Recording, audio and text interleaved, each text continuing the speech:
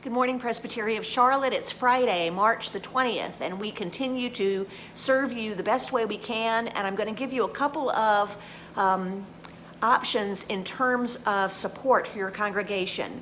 All of these things can be found either on our Presbytery website, or emails have been sent individually to churches or pastors through Tamara Williams, our stated clerk. One of the things you're probably going to need is a Presbytery directory. So you've got everybody's phone number, including my cell phone number, and the numbers of the rest of the staff. You can get that through the website, and it's password protected, but Tamara Williams sent out the password this week. If you don't have access to that, just contact one of the Presbytery staff members and we can hook you up.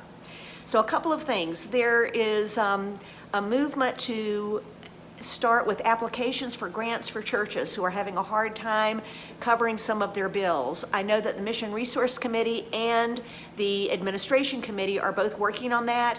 Stay tuned for what that will look like, and that's happening next week.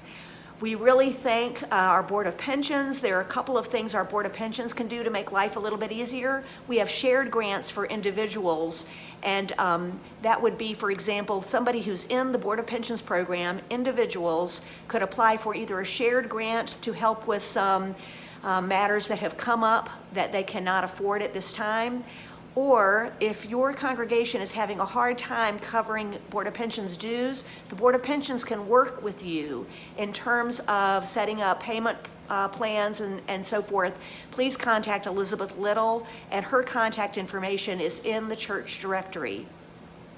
You'll also see on the website that there is some information from the stated clerk of the PCUSA, J. Herbert Nelson, and it gives instructions on how to do worship, how to do communion during these times, also how to do a congregational meeting or a session meeting during these times that would be decent and orderly. If you have questions about that, you can also contact a member of the staff and we can help guide you into how to do that. Quite a few of our congregations have business that they need to take care of through the session or the congregation, so we have ways of doing that virtually. There is a list of virtual worship opportunities on the website that people have sent in to Tamara, and she puts them up as she gets them. Also, one of our churches, First Charlotte, has a television program on Sunday mornings. You can get information on that online as well. They are partnering, at least for the next couple of weeks, with First United Church. So if you have church members who don't have access to a smartphone or a computer, they can just turn on their televisions and participate in worship as they are able at 11 o'clock on Sunday morning. I think it's channel 64, or the cable channel, I believe, is 10. We worship a God who wants us to live in community, and living in isolation is not the way we want to live. But we have each other. We worship a God who has said, "Fear not, I am with you."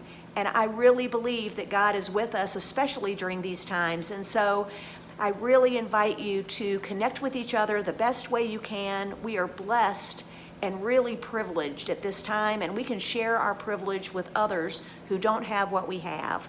Please connect with each other. Please remember that your Presbytery staff is still working. We're working from home. We've been meeting on both Zoom calls and individual phone calls, and we'll continue to do that.